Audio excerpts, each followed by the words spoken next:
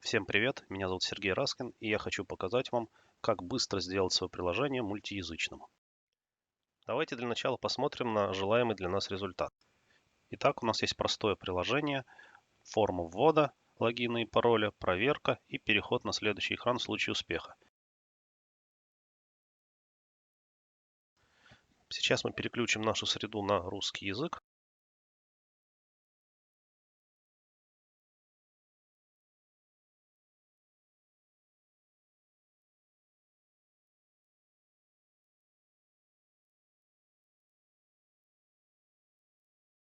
И теперь мы видим все поля ввода, видим элементы и сообщения уже на русском языке.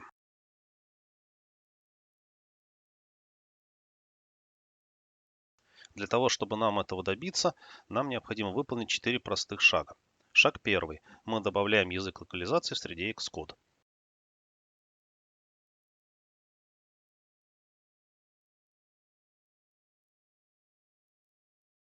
Шаг второй. Создаем два строчных файла, в которых мы будем делать нашу локализацию.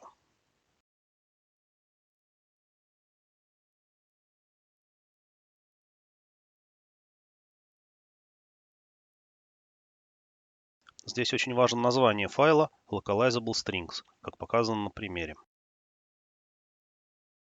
После создания файлов справа нажимаем кнопку Localize и выделяем английский и русский язык. Теперь мы заходим в наш код и для каждой переменной, описывающей текст видимого элемента, заводим описание через функцию NSLocalizedString.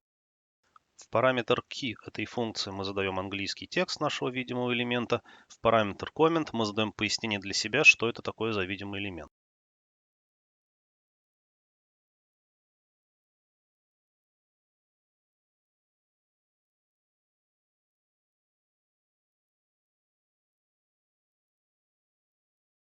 То же самое мы делаем для всех остальных строк нашего кода. Мы это делаем для того, чтобы затем в созданном нами ранее файле Localizable Strings задать перекодировку между различными языками для каждого из видимого элемента, который задали через функцию NSLocalizedString.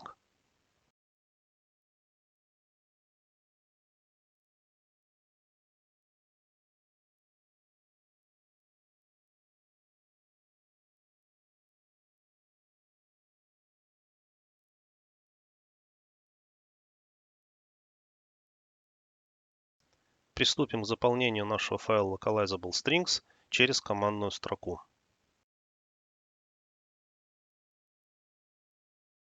Открываем папку терминала в директории нашего проекта.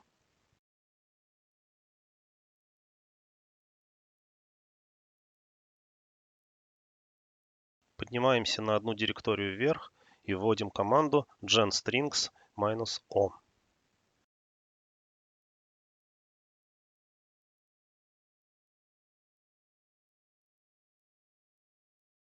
Чтобы добавить русскую локализацию, выбираем директорию ru.lproj. Далее нам необходимо задать путь к каждому из наших Swift файлов, в котором содержится описание наших переменных. В нашем примере у нас ровно один файл. После выполнения команды мы видим заполненный файл Localizable Strings. Начинаем переводить наше название видимых элементов на русский язык. И здесь мы видим раздел «Комментарии». Это те самые комментарии, которые мы задали в функции NSLocalizedString.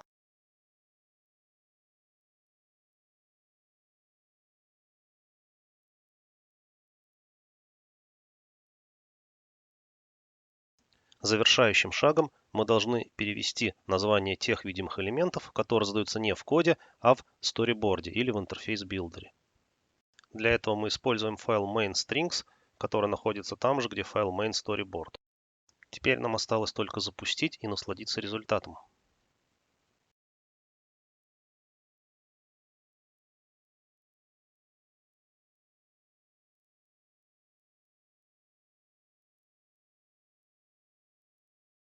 Сейчас мы видим наши элементы на английском языке.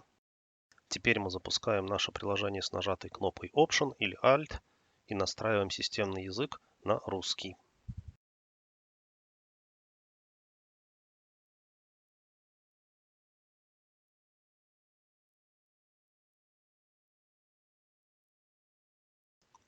Теперь мы видим все наши видимые элементы и сообщения на русском языке. Это то, чего мы хотели получить. Поздравляю!